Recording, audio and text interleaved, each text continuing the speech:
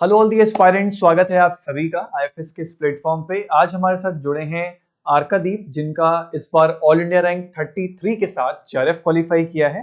ये हमारे test series के स्टूडेंट रहे हैं, प्लस इन्होंने यूट्यूब और सेल्फ स्टडी से ही एग्जाम क्रैक किया है। आइए जानते हैं उनको। सबसे पहले तो कॉन्ग्रेचुलेशंस, और कैसा लग रहा है एग्जाम क्वालिफाई करके?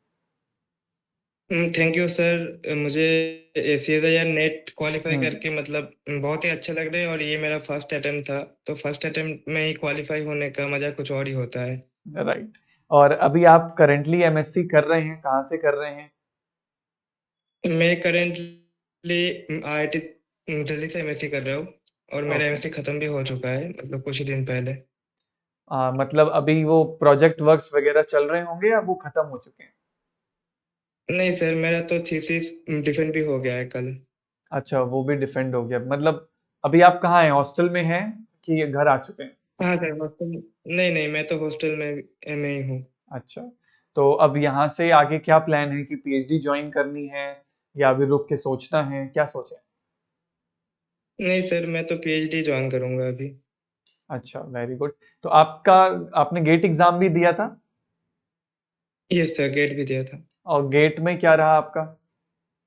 गेट में मेरा रैंक 167 था। ओके, तो आपके पास तो स्टाइपेंड गेट के थ्रू भी अवेलेबल है और जेआरएफ भी अवेलेबल है, तो व्हाट यू आर विलिंग, किससे आप अप्लाई करोगे? फिर मैं जेआरएफ के थ्रू ही अप्लाई करना चाहता हूँ। अच्छा, इसका कोई स्पेसिफिक रीजन होता है? तो स्पेसिफिक रीजन यही है कि हम्म। मतलब हर फैकल्टी के पास जो इंस्टीट्यूट फेलोशिप या गेट का फेलोशिप है उसका नंबर लिमिटेड होता है। तो हम्म। मान लीजिए मैं किसी फैकल्टी के पास इंस्टीट्यूट स्कॉलरशिप से अप्लाई करना चाहता हूँ, हाँ। लेकिन उसके पास उतना नहीं है, तो फिर हाँ। ये दिक्कत आ जाएगा। अ, लेकिन हम्म। जेआरएफ का तो फंडिंग सेंट्रल से होता है ना, तो इसमें राइट। कोई वो दिक्कत नहीं आता। राइट, मतलब ज्यादातर प्रोफेसर्स भी ये प्रेफर करते होंगे कि जो भी स्टूडेंट आए, अगर वो यस सीएसआईआर सर। की फंडिंग से आए तो उनके लिए बेटर होता है कि वो और स्टूडेंट्स लैब में ले यस सकते सर। हैं ना? हम्म। हाँ। चलिए, आपकी तैयारी कैसी रही? फिजिकल, ऑर्गेनिक और इनऑर्गेनिक, आपने तीनों को एक जैसे प्रिपेयर करके गए थे या कोई एक टॉपिक बहुत ज्यादा, थोड़ा कम, कैसे टारगेट किया था? सीएसआईआर नेट में तो बहुत सारे ऑप्शंस भी होते हैं, तो हाँ। मैंने यही सोच के गया, क्योंकि मतलब ऑनेस्टली मैं ये बोल सकता हूँ कि ऑर्गेनिक केमिस्ट्री मुझे उतना भी अच्छा नहीं आता है। हम्म। जितना भी सीखा वो ये आईआईटी आने के बाद। तो अच्छा। मैंने तो ऑर्गेनिक पे कोई भरोसा नहीं किया। हम्म। मैंने मेरा फिजिकल केमिस्ट्री स्ट्रांग था, और मैंने इनऑर्गेनिक को बहुत पढ़ा। तो अच्छा। मैंने जनरली ये इनऑर्गेनिक और फिजिकल को मेन फोकस करके ही गया था। और वहां पे जाके तो क्वेश्चन बन रहा था इन दोनों का। मैंने तो हम्म। ऑर्गेनिक हार्डली 3 से 4 क्वेश्चन ही वहां पे किया हो। अच्छा। तो ये Yes. पहले से ही मन बना लिया था कि ऑर्गेनिक टच नहीं करना है, या वहां पे क्वेश्चन ही फिजिकल के दिख रहे थे सर? नहीं सर, मैं तो पहले ही मतलब हम्म। जो ऑर्गेनिक का इजी क्वेश्चन ही था जो मैंने बाद में देखा, वो भी हाँ। मैंने छोड़ दिया था क्योंकि मुझे अच्छा। रिस्क नहीं लेना था। Very good. और तैयारी के दौरान क्या आपने किताबों की हेल्प ली? और आपको बीइंग, आपने आईआईटी से एमएससी करी है, तो आपको वहां से कितना इनपुट मिला, कितना हेल्प मिला? भाई, मतलब हमारा आईआईटी दिल्ली का जो कोर्स करिकुलम है ना, हाँ। तो ये बहुत हेल्पफुल था, क्योंकि जो जो टॉपिक नेट गेट में आता है लगभग हम्म। वही यहाँ पे मतलब बहुत सारे टॉपिक फर्स्ट ईयर में था, जो जिससे एक बड़ा पार्ट नेट गेट में आता है। तो राइट। वहाँ से तो बहुत हेल्प मिला था। हम्म। और और हाँ, मैंने स्टैंडर्ड बुक्स लाइक क्लेडेन एटकिंस हुई, ये सब बुक्स भी मैंने फॉलो किया था। तो आप अपने प्रॉपर नोट्स बनाते थे या जो कॉलेज के नोट्स थे उनको यूज करते थे, इसके लिए सेपरेट बनाया था? किस तरीके से प्लानिंग करी थी? नहीं सर, हाँ, कॉलेज का तो नोट्स मैं अच्छा से बनाता था, क्योंकि हम्म। वो मतलब मेरा सेमेस्टर एग्जाम में भी बहुत हेल्पफुल था। हम्म। और जो मैं यूट्यूब से पढ़ता था उसके लिए मैं अलग से नोट बनाता था। अच्छा, वेरी गुड। और एक और चीज, जो बीइंग कॉलेज में एक एग्जाम क्रैक करना, कई बार यार कॉलेज का जैसे शेड्यूल है, खास करके आईआईटी का शेड्यूल होता है, जब सेमेस्टर एग्जाम्स आते हैं तो आपको कुछ नहीं दिखता, सिर्फ सेमेस्टर एग्जाम्स ही दिखते हैं। फिर उसके साथ आपके एग्जाम्स भी हैं, आपके गेट एग्जाम भी आ रहा है, नेट एग्जाम भी आ रहा है। तो क्या कहीं प्रेशर फील होता था कि कैसे मैनेज करेंगे? और आपने दोनों ही एग्जाम्स अच्छे रैंक से क्वालिफाई किया, तो फिर क्या स्ट्रेटजी रही उसके प्रति? सर यहाँ तो यही प्रॉब्लम है कि मतलब अगर आप मान लीजिए आप हम्म। नेट या गेट क्रैक करना चाहते हैं और आपको एक साल टाइम चाहिए, तो हाँ। वो आपको कभी नहीं मिलेगा यहाँ पे। तो राइट। हार्डली 2 महीना मिलता है पूरे दम से पढ़ने के लिए। तो मैंने हाँ। वो बस 2 ही महीना मैंने प्रिपरेशन किया था। और मेरा पहला गेट का एग्जाम था। हाँ। देन मेरा बीच में था सेमेस्टर, मतलब मिड हम्म। सेमेस्टर जो होता है, और उसके हम्म। बाद नेट का एग्जाम था। तो मतलब तीनों एक साथ ही चला गया। लेकिन इस बार एक ही प्लस पॉइंट था कि मेरे पास बस 2 ही कोर्स था। तो अच्छा। उतना प्रेशर फील नहीं हुआ मेरे को। और लेकिन जो हम्म। फर्स्ट ईयर में देना चाहते हैं तो उनके लिए तो मतलब 5 या 6 कोर्स तो उनके पास होते ही है। तो हम्म। उनके लिए थोड़ा ये प्रिपेयर करना वो डिफिकल्ट हो जाता है।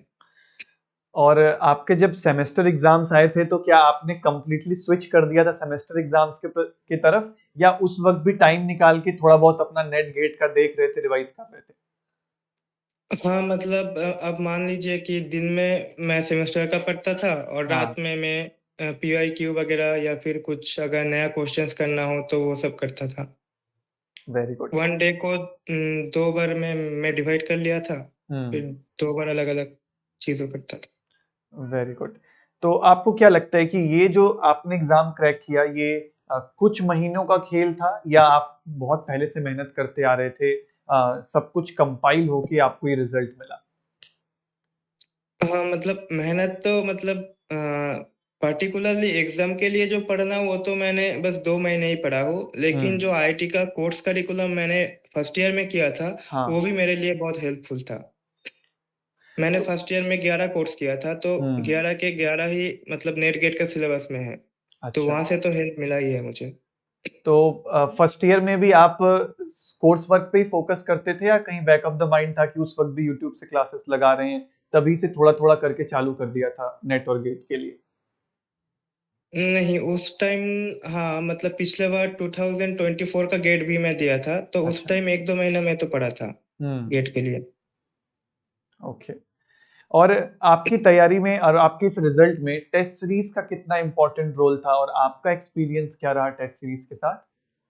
हाँ कोई भी एग्जाम में मतलब खास करके जो नेट एग्जाम है ना, तो इनमें टाइम मैनेजमेंट मतलब बहुत ही इम्पोर्टेंट होता है। मतलब हम्म। ऐसे होते हैं कि लोग बहुत कुछ पढ़ के जाते हैं लेकिन टाइम मैनेजमेंट की वजह से उनका क्वालिफाई नहीं होता है। तो इसलिए टेस्ट सीरीज लेना तो बहुत इम्पोर्टेंट है। राइट। अब आपके मार्क्स कितने आ रहे थे टेस्ट सीरीज में? मार्क्स तो उतना ज्यादा नहीं आ रहा था, लाइक हम्म। 200 में मतलब मैं तो पार्ट पार्ट में दे रहा था। अच्छा। तो उसमें लाइक 76-78 ऐसा ही मार्क्स आता था तो फिर वो मुझे। मार्क्स देख के क्या लगता है, मतलब कभी ऐसा नहीं लगा कि शायद पता नहीं मैं कर पाऊंगा, नहीं ये इतने कम मार्क्स क्यों आ रहे हैं? तो क्वेश्चन भी आता होगा मन में। हाँ सर मतलब दिस टाइम उतना भी वो नहीं हुआ क्योंकि मैंने जैम के टाइम भी टेस्ट सीरीज लिया था। तो हम्म। उस टाइम भी मेरा मतलब वही कम मार्क्स आता था। अच्छा। लेकिन मतलब टेस्ट सीरीज में जो क्वेश्चन होते हैं वो थोड़ा मतलब हायर लेवल का भी हो जाते हैं। हम्म। तो इसीलिए ठीक है, अगर कम मार्क्स भी आ रहे हैं तो ठीक है, बस देना चाहिए टेस्ट सीरीज को। तो टेस्ट देने के बाद उसका एनालिसिस भी किया, या सिर्फ टेस्ट देते हाँ गए एक साइड से? नहीं नहीं, एनालिसिस भी मैं करता था, क्या आंसर होगा, कहाँ पे हम्म। गलती हुआ है, ये सब तो होता रहता था। तो एनालिसिस कैसे करते थे, मतलब जो क्वेश्चंस गलत हुए हैं उनको पढ़ना, उनको दोबारा सॉल्व करना, या हाँ जो छूट उसके, गया है उनको देखना? हाँ टेस्ट सीरीज के साथ तो हमको वो सॉल्यूशन भी आता था। हाँ। तो वो सॉल्यूशन देखता था, और फिर अगर वो मतलब मेरे बनाए हुए नोटों में से है हाँ। तो मैं वो नोट भी देखता था। और अगर सॉल्यूशन में किसी बुक का अगर रेफरेंस हो तो वो बुक भी मैं फॉलो करता था। राइट। और आपकी तैयारी में जैसे आपने बताया जगह जगह पे यूट्यूब का भी रोल रहा, तो आपको क्या लगता है कि क्योंकि बहुत सारा कंटेंट अवेलेबल है यूट्यूब पे, तो आप सेलेक्ट कैसे करते थे कि नहीं चलो ये वाला टॉपिक है, इसको यहीं से कवर करना है? सर ऐसे सिलेक्शन तो मतलब YouTube में कुछ ही चैनल ऐसा है जो मतलब अच्छे content, like one of them is IFAS obviously, यहाँ हम्म। से बहुत सारे सिलेक्शन होता है। हम्म। और इनका मतलब आप लोगों का जो इंस्टाग्राम का जो हैंडल है वहाँ पे भी मैं देखता रहता था। मतलब मैं जब प्रिपेयर करता हाँ। मतलब करता था कि बहुत सारे रैंकर्स आ रहे हैं, तो हम्म। मैंने बस उसी से वो देखना चालू किया।